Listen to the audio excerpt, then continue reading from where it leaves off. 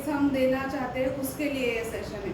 तो इसमें क्या हो जाता है कि आप सबने नोटिफाई किया होता है कि एग्ज़ाम के पहले 95% आपका पढ़ाई होता है, सिर्फ 1-2 क्वेश्चन बचा रहता होता है कि यार 1-2 क्वेश्चन ऐसा रहता है कि उसका रिवीजन नहीं किया, ऐसे कंडीशन होती है। लेकिन मेन जब आप एग्ज़ाम लिखते हो तब क्या हो जाता है, पॉजिटिव थिंक क्या है आपका 95% आपको आता है, सिर्फ 5% आपको नहीं आता।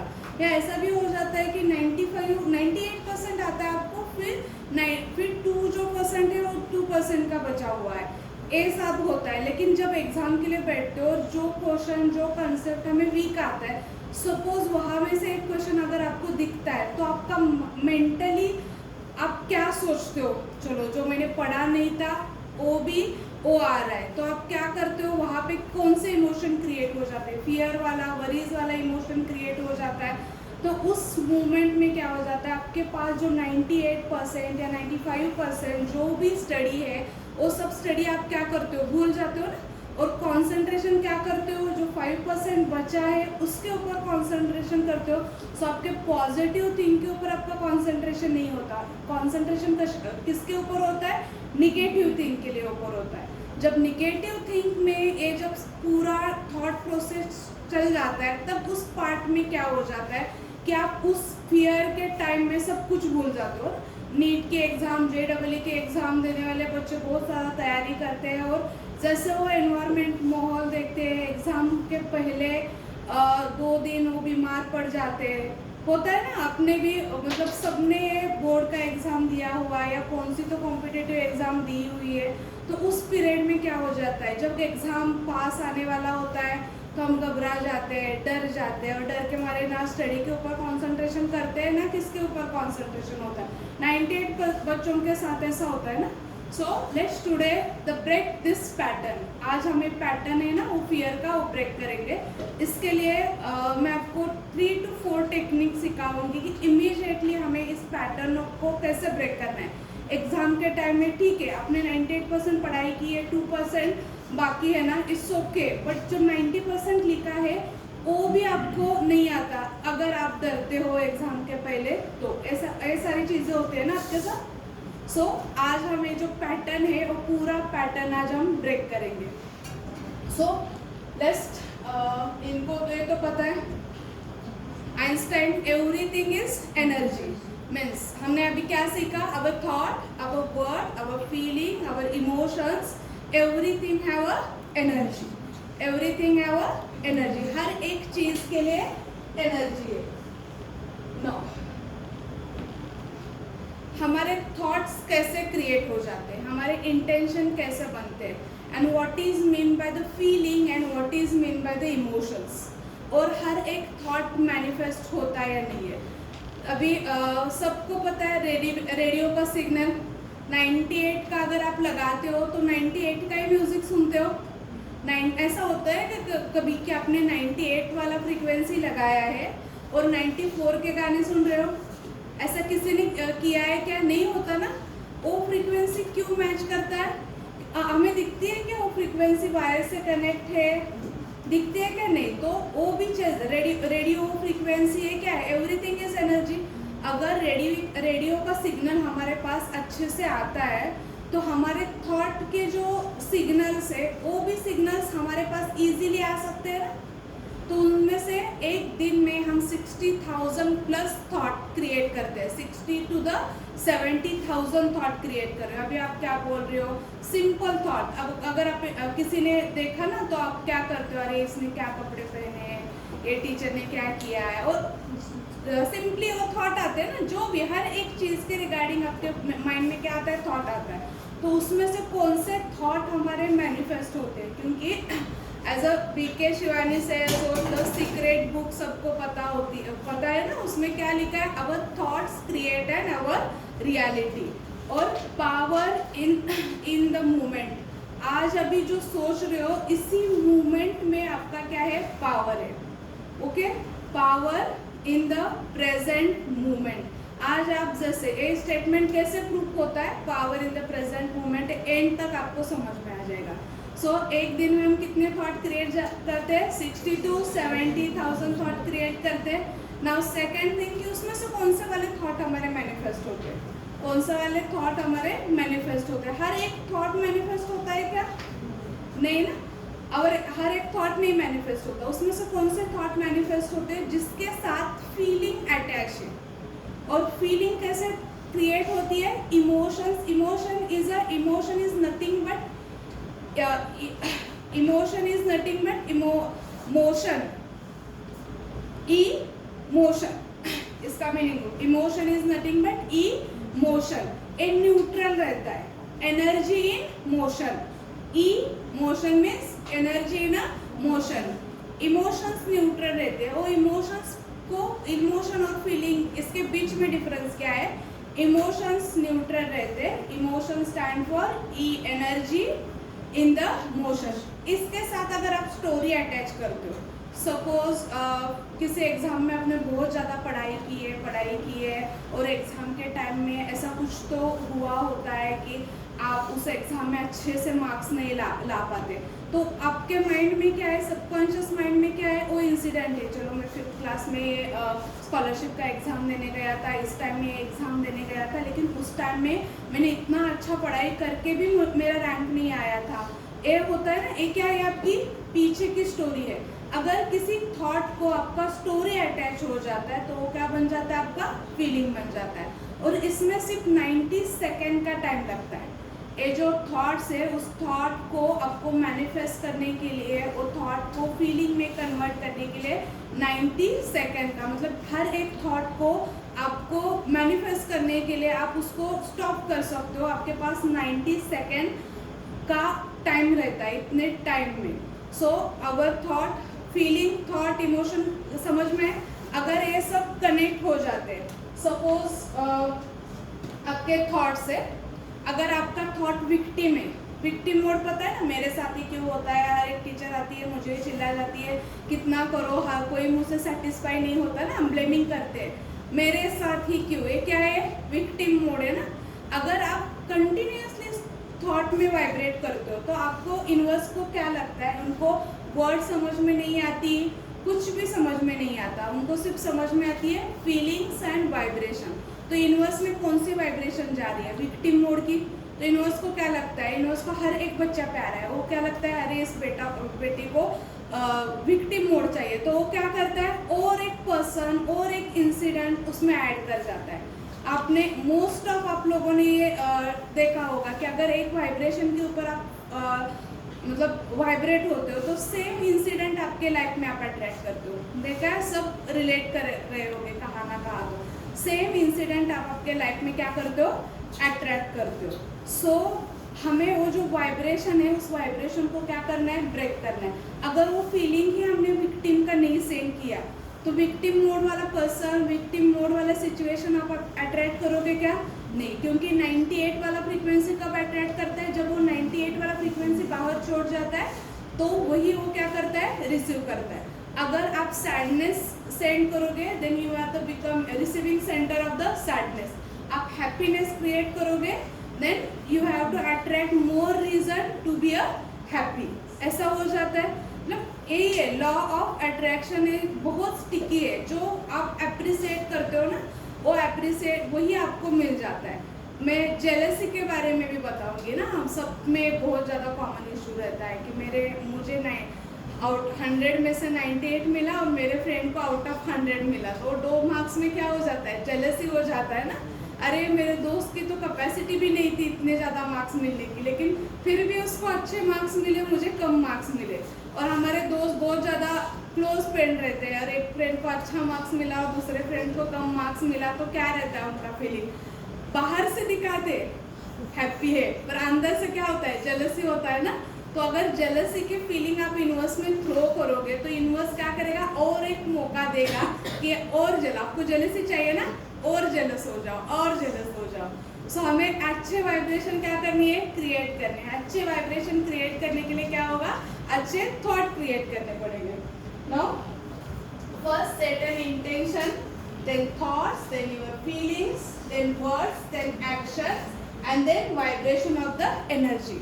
Means to be have. ऐसा नहीं है कि सब सिर्फ हम मैनिफेस्ट करेंगे, हम किस पार्ट के ऊपर वर्कआउट करें, जहाँ पे जब एग्ज़ाम आता है, एग्ज़ाम के पहले 15 डेज, मोस्ट ऑफ नीट और JEE के एग्ज़ाम के पहले हो जाता है, बच्चों बहुत ज़्यादा घबरा जाते हैं, किया है लेकिन भूल जा रहे हैं, किया है भूल जा रहा है, feeling of लैकनेस, feeling of fear, worries आप सेंड करते हो, तो और ज़्यादा सेम सिचुएशन आप क्या करते हो, अट्रैक्ट करते हो। हमें क्या करना है, उस पीरियड के लिए कैसे एक्ट करना है, जब ऐसा सिचुएशन आता है तो हम कैसे उसको कैसे हम उस सिचुएशन से बाहर निकलेंगे, इसके बारे में हम क्या करेंगे, देखेंगे। सो ऐसा नहीं कि सिर्फ फीलिंग थॉट क्रिएट करेंगे और हम एग्जाम में फर्स्ट रैंक लाएंगे। Action is important, action is needed, but action के पहले आपको इम्पोर्टेंस है your thoughts, your feelings and your words. आपको जो एक्शन लेना है उसके पहले वाला एक चेन आपका अच्छा होना चाहिए, तभी आप कर सकते हो। जो भी हमारे फेमस क्रिकेटर है, जो भी फेमस एक्टर्स है, जो भी है, मतलब जो भी बड़े बड़े लोग हैं ना, सभी लोग ये टेक्निक अप्लाई करते हैं। Saying affirmation, intention of the day, then follow your routines.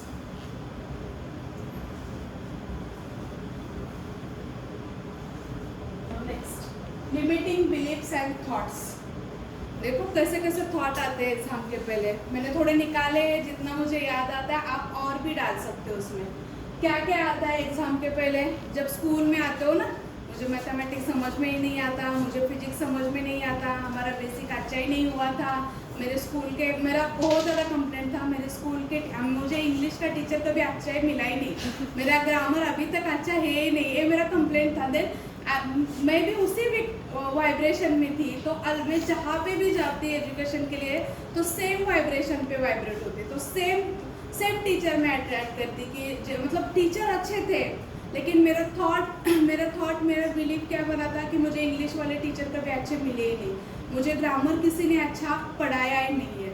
So I am attracting the same person, वही उस फ्रीक्वेंसी वाले जो पर्सन रहते, वही पर्सन, उस काइंड वाले टीचर मैंने लाइफ में अट्रैक्ट किया। सेम एग्जैक्टली अपोजिट क्या था, initial days my mathematics teacher is very good, उन्होंने बहुत अच्छे से मैथमेटिक्स पढ़ाया था। Then I start loving to the mathematics, then I am vibrating at that frequency. और उस टाइम में भी हम क्या कंटिन्यूसली, मुझे याद है मैं कंटिन्यूसली ये स्टेटमेंट बोलती थी कि हमें पहले से मैथमेटिक्स का टीचर बहुत अच्छा मिला है, पहले से जब तक मेरा इंजीनियरिंग हुआ ना, तब तक जिन्होंने मैथमेटिक्स पढ़ाया है वही टीचर मुझे अच्छे ही मिले मैथ्स के लिए, क्योंकि पहले मेरा थॉट क्या क्रिएट था मेरे माइंड में कि मेरे मैथमेटिक्स के जो टीचर है मुझे बहुत अच्छे से मिले थे। और एक थॉट मैंने कहाँ से ऑब्जर्व किया, इनिशियल पीरियड में छोटी छोटी चीज़ें हमें समझ में आती है, देन कुछ फैमिली डालती है, देन कुछ सोसाइटी डालती है। मेरी मम्मा वो ऑलवेज कहती थी मुझे कि इनके इंग्लिश वाले टीचर ही अच्छे नहीं, इसका हिस्ट्री बहुत ज़्यादा वीक है, इसको हमारे यहाँ पे हिस्ट्री के लिए ट्यूशन नहीं था, फिर भी किसी को तो आके रटवा के मम्मी ने हिस्ट्री अच्छा करवा दो, तब से वो हिस्ट्री वीक है, कहने से ही सिर्फ वीक था। मतलब वो उस काइंड वाले पर्सन मैंने मेरे लाइफ में अट्रैक्ट किया। सो जब अगर आप इस इंटेंशन से उठते हो कि मुझे मैथमेटिक्स समझ में नहीं आता, मुझे फिजिक्स समझ में नहीं आता, तो आप क्या करोगे, उस काइंड वाले वाइब्रेशन क्रिएट करोगे, आपको वो कंसेप्ट वो कभी समझ में भी नहीं आएगी। अगर आप में से कोई भी ये सेंटेंस यूज़ करता होगा ना, मुझे मैथमेटिक्स नहीं आता है, एनी सब्जेक्ट समझ में नहीं आता, ये समझ में नहीं आता, मेरे बेसिक यूज़ है, उस सेंटेंस को क्या करो आप, चेंज करो। कैसे चेंज करना है, इम्पावरिंग थॉट्स से, हमें निगेटिव थॉट्स नहीं लाने। Up until now you can use this sentence, up until now, अभी तक मुझे समझ में नहीं आता था, okay, but I am ready to receive the new concept, new learning of my life. अभी तक मुझे समझ में नहीं आता था, लेकिन अभी से मुझे सभी कंसेप्ट अच्छे से समझ में आ रहे। Now next is my basic। ये बहुत लोगों का इशूज रहता है जब 11th में आते हो ना, मेरा केमिस्ट्री का बेसिक अच्छा नहीं है, मेरा फिजिक्स का बेसिक अच्छा नहीं है। अभी तक मेरे केमिस्ट्री और फिजिक्स का बेसिक अच्छा नहीं था, लेकिन अभी से मेरा अच्छा हो जाएगा, because I am the working on it, I am attracting the right teacher in my life. Just change your thoughts. Next, बहुत सारे बच्चों का रहता है ना, स्टेज परफॉर्मेंस अच्छा नहीं रहता, मेरा communication skill is not good, my communication skill is not good, and another one is my friends always get a, इसके बारे में मैं डिटेल बताऊंगी, फीलिंग ऑफ द जेलेसी और जेलेसी का मीनिंग क्या है और जेलेसी कब क्रिएट हो जाता है. Now my teacher is always shouting on me. अगर उस इंटेंशन से आप उठोगे ना, चलो आज भी जाओ, आज भी टीचर चिल्लाएगी, आज यूनिफॉर्म नहीं पहना फिर से वो चिल्लाएगी, आज ये नहीं होमवर्क नहीं किया फिर से वो चिल्लाएगी. अगर इसी वाइब्रेशन से आप आते हो ना तो वही होगा, कौन सा तो टीचर आपको चिल्लाएगा. अगर होमवर्क किया भी है आपने फिर से मतलब वही कुछ ना कुछ तो सिचुएशन आपके सामने ऐसे आएगी उस दिन आपके ऊपर वो शाउटिंग होगा ही होगा. So first change your thought. सबसे पहले क्या करोगे जब आप उठते हो, उठने से पहले be grateful to your day, क्योंकि कितने सारे एनिमल्स है उसमें सिर्फ ह्यूमन लाइफ ही ऐसा है कि हमारे पास विजुअलाइजेशन का पावर है, and using this visualisation you can create your future. आपको जो चाहिए वो आप क्रिएट कर सकते हो आपके लाइफ में. इतना बड़ा पावर है. किसी भी एनिमल, किसी भी मतलब इतने ज़्यादा एनिमल्स है, सब है, लेकिन किसी के पास ये पावर नहीं है, सिर्फ ह्यूमन बीइंग के पास है. तो आप वो टर्म यूज करके आपके थॉट्स चेंज करो एंड आपकी रियलिटी चेंज करो.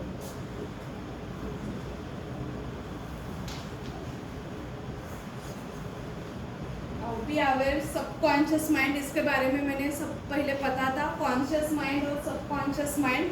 कॉन्शियस माइंड मतलब क्या होता है, वो सिर्फ हमारे 5% लाइफ पता है ना नॉर्मल लोगों को, मतलब मे भी मैंने पहले भी एक बार बताया था कॉन्शियस और subconscious mind.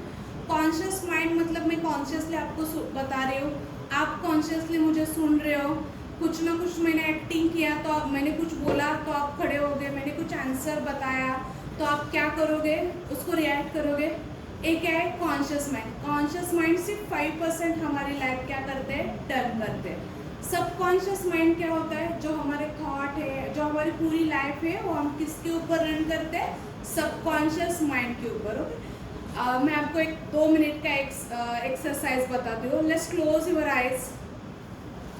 Eyes everyone and think about the thing. Close your eyes everyone, close your eyes and think about the taste of the lemon. Close your eyes everyone. Think about the taste of the lemon, structure of the lemon, taste of the imli, structure of the imli,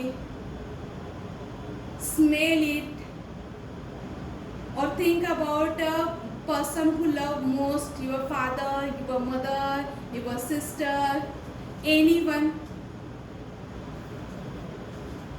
Now open your eyes. क्या क्या आपको, आपने क्या क्या किया, क्या क्या समझ में आया. किसी को स्मेल, किसी का इमली का नाम लेने के बाद वाटरिंग ऑफ द माउथ हुआ होगा, किसी को मम्मी पापा का फेस याद करने के बाद स्माइल आई होगी, आया ना. ये क्या है, ये सब डाटा स्टोर ही ना सबको. ये रियलिटी है क्या, नहीं. फिर भी अपने वो क्या महसूस किया, फील किया, आपके सामने आया, आप देख सकते हो उस चीज़ को.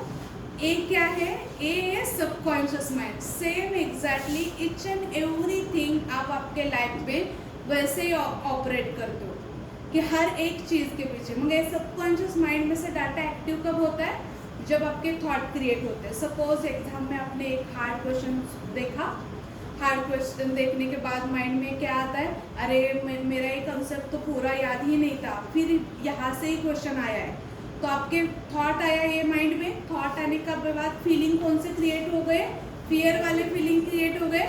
फियर वाला जो फीलिंग है वो फियर वाला फीलिंग क्या करेगा, इमोशन के साथ कनेक्ट हो जाएगा. इमोशन मतलब पिछले वाला आएगा, अरे मैंने 5th स्टैंडर्ड में भी ये किया था, उस स्टैंडर्ड में भी ये किया था, लेकिन उस टाइम में कल के फीलिंग में, कल मैथमेटिक्स का पेपर था, मुझे ये क्वेश्चन सॉल्व नहीं करने के लिए आया, मैंने यहाँ पे सिली मिस्टेक कर दी. ये होता है ना.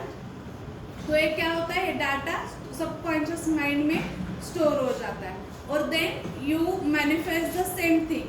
तो आपकी वाइब्रेशन क्या हो गई, उस लेवल पे इंक्रीज हो गए फियर वाले. देन उस पार्ट में क्या हो जाएगा, आप उस वाइब्रेशन पे वाइब्रेट हो गए. अनदर आपको सेम क्वेश्चन उस टाइप का दिखेगा जो आपको आता है लेकिन उसमें से 1-2 वर्ड याद नहीं आ रहा. Again you vibrating the same frequency और वैसे जाके आप क्या करते हो, एंड में मुझे पेपर टप गया. ओके, समझ में आया कहाँ से कहाँ तक चला जाता है और कहाँ से आप ये सब चीज़ें आपके लाइफ में अट्रैक्ट करते हो ड्यूरिंग द एग्ज़ाम। उसके हर एक चीज़ के लिए मैं सॉल्यूशन बताऊंगी फर्स्ट ग्रेड। और एक बताना था, कॉन्शियस सब कॉन्शियस माइंड में आपका जो एज है 0 to 18, it's very beautiful age. इसका आप प्रोडक्टिव वे से यूज़ करो।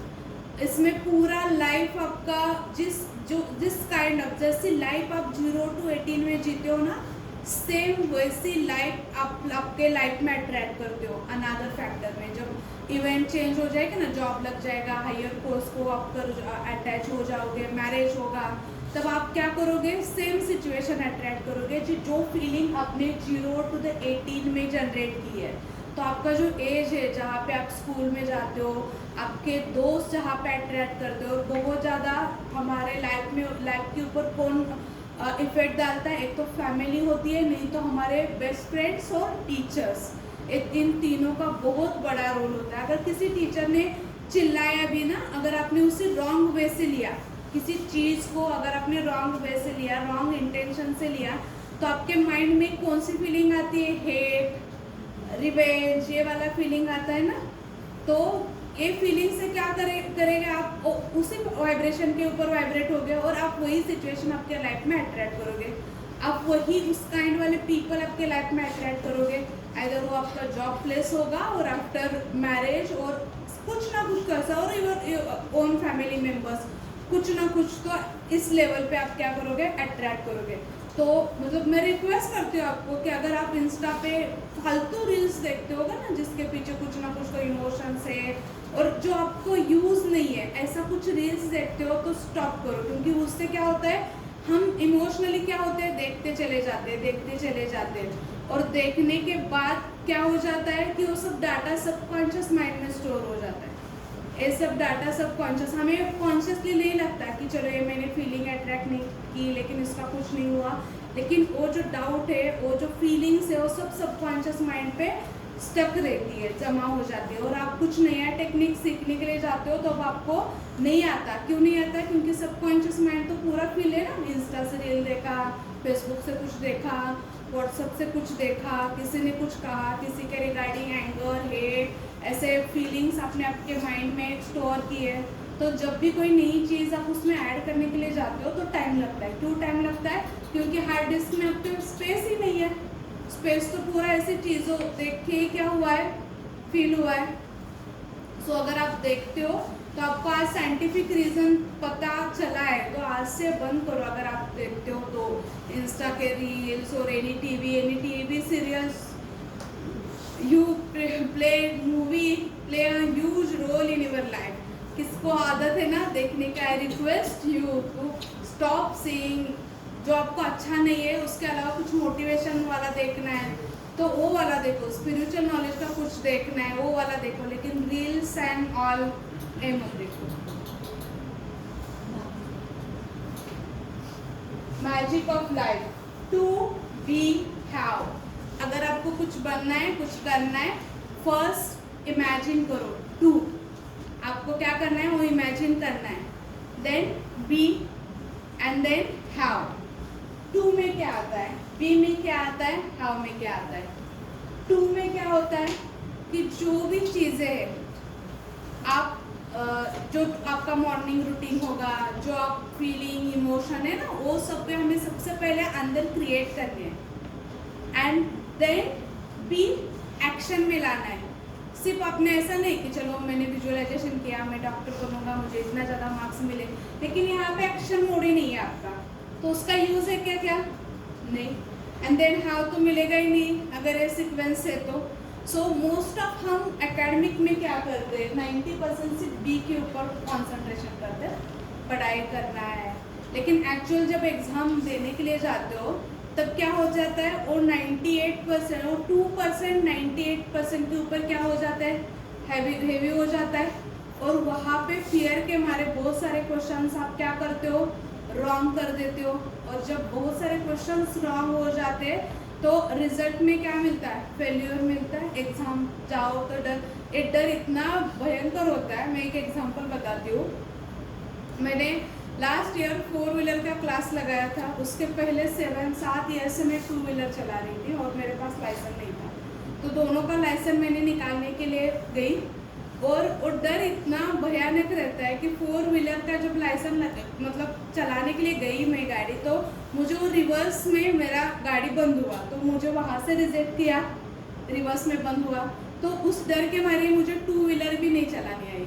वहाँ पे भी मुझे फील हुआ कि मैं पूना में भी मैंने 2-3 साल गाड़ी चलाई है और यहाँ पे भी मैंने गाड़ी चलाई, फिर भी मुझे लाइसेंस नहीं मिला, क्योंकि क्या हुआ, एक डर मेरा हैवी हो गया उस चीज़ के ऊपर। सो सेम एग्जैक्टली क्या हो जाता है, एग्ज़ाम के सिचुएशन में भी आपका वही सिचुएशन होता है। तो मैं अभी आपको ट्रिक बताऊंगी कि जैसा सिचुएशन आता है तब क्या करोगे, और जब आपको प्रिपेयर करना है डे के लिए तो आपका डे कैसा होना चाहिए, और some affirmation this useful for you everyone. एक साइंस एक्सपेरिमेंट किया गया था डॉक्टर मसारू इमोटो ने, कि उन्होंने क्या किया था, वाटर बॉटल ली थी और उस वाटर बॉटल को हीलिंग वाला एनर्जी, अच्छी वाला एनर्जी दी थी। 2 वाटर बॉटल लिए थे, एक वाटर बॉटल को उन्होंने थैंक यू, कंपैशन, लव वैसा एनर्जी दी थी फॉर 21 डेज, और एक बॉटल को उन्होंने बहुत गंदे गंदे वर्ड दिए थे, आप बहुत बुरे हो, आई विल किल यू, आपके वजह से मुझे ये बीमारी हुई है, आपके वजह से डेंगू फैल रहा है, ऐसा निगेटिव वर्ड दिया। हर एक बॉटल को रोज उन्होंने सिर्फ वर्ड कहा, वर्ड बोले। देन 21 डेज के बाद ये माइक्रोस्कोप में देखा गया, और उसमें जहाँ पे भी उन्होंने अच्छे वाले वर्ड बोले गए थे, जहाँ से कंपैशन था, thank you so much water, add wisdom दिया था, तो वहाँ पे स्ट्रक्चर देखो, वाटर मॉलिक्यूल का स्ट्रक्चर कितना चेंज हुआ है, फ्लावर जैसे हुआ है। और जहाँ पे उन्होंने निगेटिव वर्ड्स यूज़ किए थे, गालियाँ यूज़ की थी, हेट वाले वर्ड यूज़ किए थे, तो यहाँ पे इसका स्ट्रक्चर देखो कैसे बना है। ये पूरा डिस्ट्रक्टिव स्ट्रक्चर है, यूर फोन और आई विल किल यू, इसमें डिफरेंस है ना। सेम हमारी जो बॉडी है, वो बॉडी कैसे बनी है, 70% वाटर से बनी है। अगर आपके माइंड में भी वही थॉट है, किसी के रिगार्डिंग आप जलस फील करते हो, किसी के रिगार्डिंग आपका एंगर है, हेट है, कोई मिसअंडरस्टैंडिंग, कुछ भी है निगेटिव वाला फीलिंग, जहाँ से आपको गुस्सा आता है, एंगर आता है, हेट, रिसेंटमेंट, फियर, डाउट, ये सब बिलो 200 वाला feeling, so it is very dangerous feeling. अगर ये जो फीलिंग, आप उस फीलिंग के ऊपर वाइब्रेट हो जाते हो ना, तो आपकी लाइफ भी क्या होती है, धीरे धीरे धीरे धीरे धीरे डिग्रेशन पे चला जाता है। सो बी अवेयर, जब आप किसी से बात करते हो ना, तो अभी से स्टार्ट करो कि किसी से गुस्से से कोई गाली मत दो, किसी को बुरा मत करो, इवन कंपैरिजन मत करो। ये मतलब हम बड़ों लोगों ने बहुत सारे हमें बताया है, हर एक चीज़ हमारे शास्त्रों में, और हमारे पेरेंट्स भी अभी ये सारी चीज़ें हमें बताते हैं, लेकिन हम उसके ऊपर का साइंटिफिक रीज़न नहीं पता। लेकिन अगर इसका साइंटिफिक रीज़न है, देखो कि हमारी पूरी लाइफ डिस्ट्रॉय हो रही है just using a bad word, creating a bad feelings, तो हमें स्टॉप करना है ना। सो इमीडिएटली कभी भी आता है ना निगेटिव फीलिंग्स, निगेटिव वर्ड्स, सबसे पहले खुद को स्टॉप करो कि निगेटिव बोलना नहीं है, फीलिंग चेंज करनी है। निगेटिव फीलिंग लो फीलिंग है, उस निगेटिव फीलिंग को हमें क्या करना है, चेंज करना है, बट बोलना नहीं, पूरे वर्ड नहीं बोलने। ओके, डेली शेड्यूल, फर्स्ट से the high gratitude to a day. जैसे उठते हो ना, वो what an beautiful day, I love this miraculous day, no matter what, today is a victorious day for me। क्योंकि बहुत सारे लोग ऐसे होते हैं ना, वो जो सांस लेने के लिए भी उन्हें तकलीफ हो रही है, लेकिन हमारे पास इजीली मिल रहा है, आज का नया दिन आपको मिला है और एक लाइफ जीने के लिए। तो सबसे पहले उसको आप ग्रैटिट्यूड सेंड करो, उस डे को ग्रैटिट्यूड सेंड करो। नाउ मेक एन इंटेंशन, देख आज today is a productive day. हर एक डे का डेली इंटेंशन बनाओ, जो भी कॉम्पिटिटिव एग्जाम की तैयारी कर रहे हैं ना, डे का इंटेंशन बनाओ, no matter what, today is my productive day. उस डे में आपका 101% प्रोडक्टिव ही जाएगा, आपका वैसे होगा, क्योंकि डे के स्टार्टिंग में अगर आप इमोशन जनरेट करते हो ना, इंटेंशन क्रिएट करते हो, as a BK Shivani says, संकल्प से सिद्धि बनती है। व्हाट इज मीन संकल्प से सिद्धि बनती है? पहले हमें क्या करना है? इंटेंशन सेट करना है, और जब इंटेंशन सेट करोगे then you are easily manifested. तो पहले आपको इंटेंशन, जो भी स्टडी करना है ना, सुबह स्टडी के लिए बताओ कि टुडे नो मैटर व्हाट, आज मैं मैथमेटिक्स का ये चैप्टर कवर ही करूँगा, आज मैं फिजिक्स का ये लर्निंग करूँगा ही, आज के दिन में मेरे 100 MCQ सॉल्व ही हो जाएंगे। डाउट नहीं करना, हमें करना, इंटेंसिव इंटेंशन सेट करना है। सोचना नहीं कैसे होगा, आपका होगा ही होगा। जब हाउ पे आते हो तब नहीं होता, लेकिन जब आप सोचोगे, सिर्फ इंटेंशन थ्रू करोगे ना, आज मैं 4 चैप्टर का रिवीजन करूँगा ही करूँगा, कहाँ से न कहाँ से तो टाइम मिलेगा और आपको मैनिफेस्ट हो जाएगा। So set a intention for the day. Now send a gratitude to already you have and what you want. आपके पास जो भी हैप्पी लाइफ है उसके लिए सबसे पहले ग्रैटिट्यूड सेंड करो। I am so grateful towards my parents, I am so grateful towards my all the teachers, I am so grateful to the knowledge I have. जितना भी नॉलेज है ना, मैथमेटिक्स में हायर लेवल का नहीं आता, लेकिन एडिशन, सब्सट्रैक्शन, डिवीजन, मल्टीप्लिकेशन तो आता है, कुछ ना कुछ तो आता है, उसके लिए ग्रेटिट्यूड सेंड करो। And then thank you for what you want in your life. Thank you for the best success in my life. I'm so grateful for the achieving 100 out of 100 in physics, 100 out of 100 in mathematics. How के ऊपर focus नहीं करना, just focus on what you want. जहाँ पे how आएगा वहाँ पे नहीं। how मतलब क्या होता है? आप डाउट वाले फीलिंग यूनिवर्स में सेंड करोगे। अगर आप डाउट सेंड करोगे then you are becoming a receiving center of doubt. Now next appreciation. अभी देखो, जहाँ पे निगेटिव थॉट आने लगते हैं, अरे मेरा पढ़ाई, कितना भी कंसंट्रेशन करो पढ़ाई नहीं हो रहा, एग्जाम पे यहाँ पे फियर क्रिएट हो रहे, निगेटिव थॉट क्रिएट हो रहे, तब क्या करोगे? एप्रिशिएशन करना स्टार्ट करो। Take a movement and look back. अभी तक आपने क्या क्या अचीव किया है? कुछ ना कुछ तो अचीव किया होगा। You are a good son, you are the good brother, कुछ भी हो सकता है। I appreciate my hair, I appreciate my beauty, I appreciate my knowledge. कुछ ना कुछ तो एक तो चीज़ होगी आपको अप्रिशिएट करने से। इसमें क्या हो जाता है? निगेटिव फीलिंग्स कन्वर्ट हो जाती है पॉजिटिव फीलिंग में, निगेटिव थॉट्स कन्वर्ट हो जाते हैं पॉजिटिव फीलिंग में। जब भी आप निगेटिव सिचुएशन अप्रिशिएट करोगे, जब भी आपको ऐसा लगेगा ना कि मुझे नहीं हो रहा, कितना भी पढ़ाई करो नहीं हो रहा, कितना भी पढ़ाई करो याद में नहीं आ रहा, stop and look back.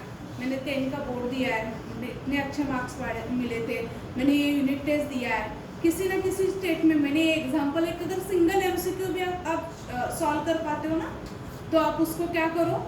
Appreciation देखो, खुद का अप्रिशिएशन करो and take your power back. जो भी मतलब आपने अभी तक अचीव किया है तब करो। जब निगेटिव सिचुएशन हेवी हो जाती है आपके ऊपर, डेली मेडिटेशन करो। मेडिटेशन में I suggest you to chant daily Om. Om chant करना क्या करो?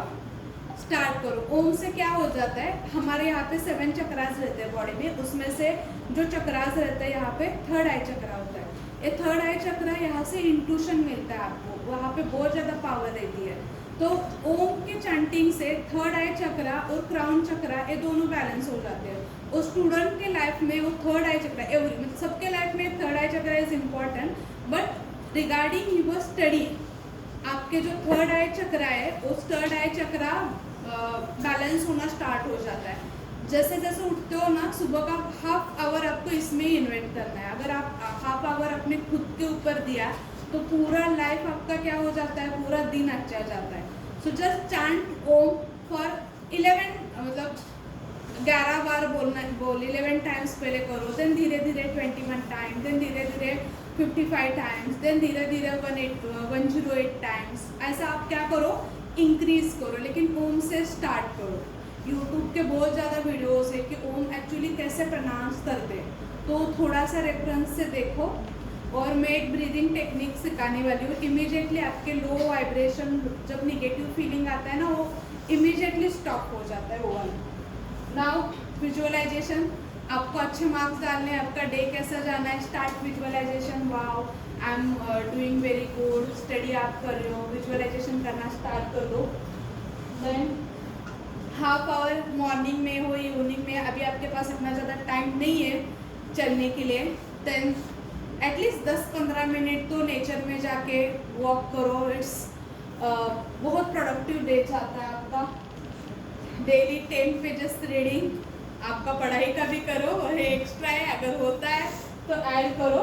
Now it is very important to do list for today और नेक्स्ट डे। आज का पूरा दिन खत्म हुआ, दिन खत्म होने के बाद सोने के पहले हर एक चीज़ को थैंक यू बोलना है, हर एक चीज़ को थैंक यू बोलना है। Thank you for water, thank you for my life, thank you for this today beautiful day, thank you for my health. हर एक चीज़ को थैंक यू करना है, क्योंकि thank you, love and compassion, gratitude ये हाई वाइब्रेशन वाले words होते हैं। यहाँ पे क्या हो जाता है, लो फ्रीक्वेंसी इमीडिएटली टर्न होती है हायर लेवल वाले फ्रीक्वेंसी में।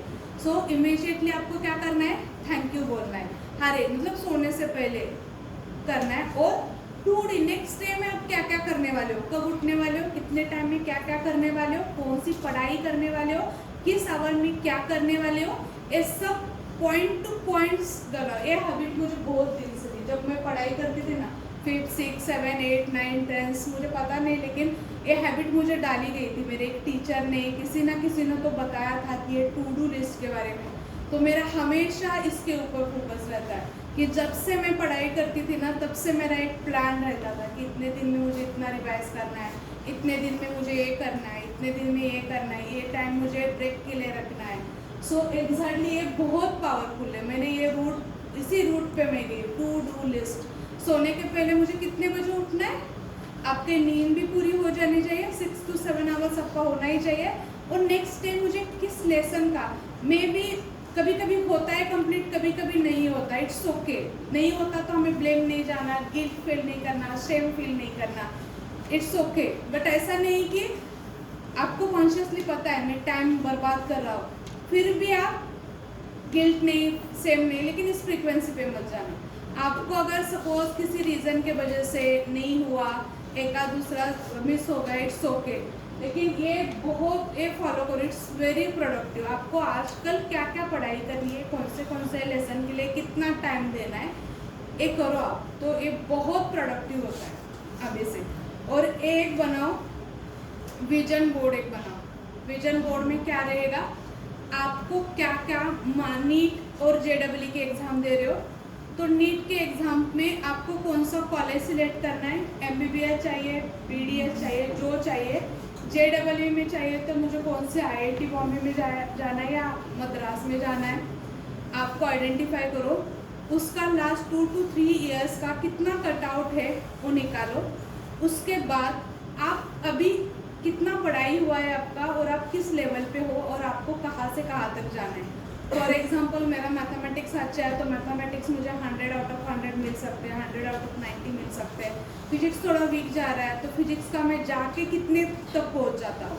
केमिस्ट्री अच्छा जा रहा है तो केमिस्ट्री को मैं 100 कैसे ले जाता हूँ, इसका प्लानिंग करूँ। Same exactly Hindi, Marathi, history, geography, physics, chemistry, जो भी सब्जेक्ट है उसके लिए उस वे से प्लानिंग करो कि मुझे फिजिक्स में इतने मार्क्स डालने हैं, मुझे 70, मुझे 100 में से मुझे 98% मिलना है। 98% में से अभी मेरे पास 80% है, तो आगे के 18% के लिए मुझे क्या करना पड़ेगा, कौन से सब्जेक्ट में मुझे अच्छे और मार्क्स मिल सकते हैं। किसी बच्चों का लैंग्वेजेस वीक होता है ना, वहाँ पे इम्प्रूवमेंट करने के नहीं होता, लेकिन maths, physics, history, geography, by ये जो सब्जेक्ट है, इस सब्जेक्ट में आप आउट ऑफ मार्क्स निकाल सकते हो, तो वहाँ पे आउट ऑफ कैसे मार्क्स मिल सकते हैं उसके ऊपर फोकस करो। पीछे के सभी क्वेश्चन पेपर निकालो, कहाँ पे कौन सा कंसेप्ट कंटिन्यूसली रॉन्ग हो रहा है, उस कंसेप्ट के ऊपर निकालो। वहाँ पे स्ट्रॉन्ग करने के लिए कुछ बेसिक की रिक्वायरमेंट है, तो उस बेसिक को याद करो, उस बेसिक को क्या करो, रिवाइज करो, और उसी वे से प्लान से जाओ। प्लानिंग करो, हर एक चीज़ का प्लानिंग करो, सब टू डू लिस्ट, हर एक चीज़ का प्लानिंग करो। मुझे पढ़ाई करनी है, इसके लिए मुझे इतने आवर्स पढ़ाई करनी है, इसके पास मेरे पास इतना टाइम है, और इस टाइम में मैं इतना इतना दे सकता हूँ। संडे मुझे फुल डे मिलता है। ओके, समझ में आया कैसे करना है, क्या करना है एग्जैक्टली? अब जब एग्जाम में जाते हो ना, डाउट आता है, कुछ नहीं कर पाते, फियर हो रहा है, start half breathing. Half breathing की टेक्निक बताती हूँ। पहले हमें 4 काउंट तक इनहेल करना है, सांस लेनी है, देन 4 काउंट तक स्टॉप करना है, देन 4 काउंट से मुंह से रिलीज करना है, हाँ ऐसे साउंड निकाल के, एंड 4 काउंट तक हमें क्या करना है, स्टॉप करना है। अगर आपको फियर है, बहुत डर लग रहा है, एग्जाम में बच्चों का ऐसा होता है पसीना सूख जाता है, उस टाइम में कुछ समझ में नहीं आना, इमीडिएटली सभी बात रखो और 2 to 3 मिनट्स 5 मिनट्स ब्रीदिंग करो, और ये ब्रीदिंग होने के बाद आपको समझ में आएगा कि आप न्यूट्रल हुए, एंड से everything is perfect, I am the lovable child of universe, and everything is, जो होना है मेरे साथ अच्छा ही होना है, यही थॉट क्रिएट करो, मेरे साथ अच्छा ही होने वाला है। हाँ, ब्रीदिंग समझ में आया? 4 काउंट तक इनहेल, 1 2 स्टार्ट करो। Inhale 1 2 1 1 2 3 4, stop the breath 1 2 3 4, exhale with mouth 1 2 3 4, and again stop the breath 1 2 3 4, again inhale 1 2 3 4, then stop 1 2 3 4, release 1 2 3 4, then stop। जो 4 मिनट है ना, वहाँ 4 सेकेंड, वहाँ पे कुछ नहीं करना हमें। 1 2 3 4, अगेन एक कंटिन्यूसली करना है, सुबह करना है, सोने के पहले करना है। मॉर्निंग में सबसे पहले क्या करोगे? ग्रैटिट्यूड। एग्जाम में डाउट आया, फियर आया, और डे से पहले कभी ऐसा निगेटिव थॉट नहीं क्रिएट करना कि मुझे कुछ नहीं आता, मैं जो भी करना चाहती हूँ वो सब भूल जाती हूँ, जितना भी लिखो वो सब होता है, नहीं, जो भी है अच्छा ही होगा, मैं जो भी लिखूंगा वो सब मुझे याद आएगा। एग्जाम के पहले इंटेंशन सेट करो, मेरा सभी अच्छा ही होगा, मुझे सभी मिलेगा ही। अब से same affirmation, start your day with a beautiful affirmation. Affirmation बोलने का भी टेक्निक होता है, लेकिन अभी ऐसे बोला तभी भी चलेगा। अफर्मेशन बोलने का एक टेक्निक होता है, उसमें होता है कि जब अफर्मेशन बोलते हो ना, आपको फील करना है कि एक्चुअली आपके पास है, मतलब आपको फील करना है मुझे 98% चाहिए ना, मेरे पास 98% है, ऐसे फील करना है। Wow what an magical day today. सबसे पहले उठते हो ना, ये ग्रीटिंग दो, thank you dear divine for this beautiful day, no matter what today is my day and I am the victor of my life. किसी के साथ कंपेयर, क्योंकि हर एक का जर्नी यूनिक होता है, हर एक soul is a unique soul, हर एक का डिफरेंट होता है। I can easily and effortlessly understand each and every subject. उदाहरण कल से जब आते हो ना, तब ये बोल के आना है, I can easily and effortlessly understand each and every subject. You can suppose mathematics हार जाता है, I can easily and effortlessly solve each and every mathematics problem.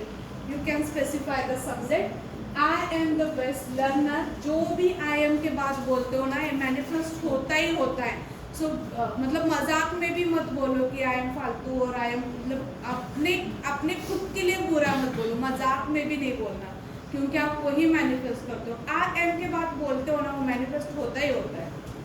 I am the best learner, I believe my self, I am smart, I am unique, I am powerful, I am happy, I am creative, I am talented, I am unique, I am special, I am beautiful. जो भी बोलते हो ना, manifest होता ही होता है। I am an excellent student. I can achieve my goals easily and effortlessly. I enjoy the learning of new things. I learn from my mistakes. Everything is fine. Whatever I touch, it turn into success. ये जो है ना, ये Louis L hello का book है, You Can Heal Your Life। ये बहुत ज़्यादा यूज़ करती है affirmation. Whatever I touch, it turn into a gold. Whatever I touch, it turn into a success. यहाँ से वो हो जाता है। I am calm during the exam. ये भी बोल के जाना। I am capable. Thank you.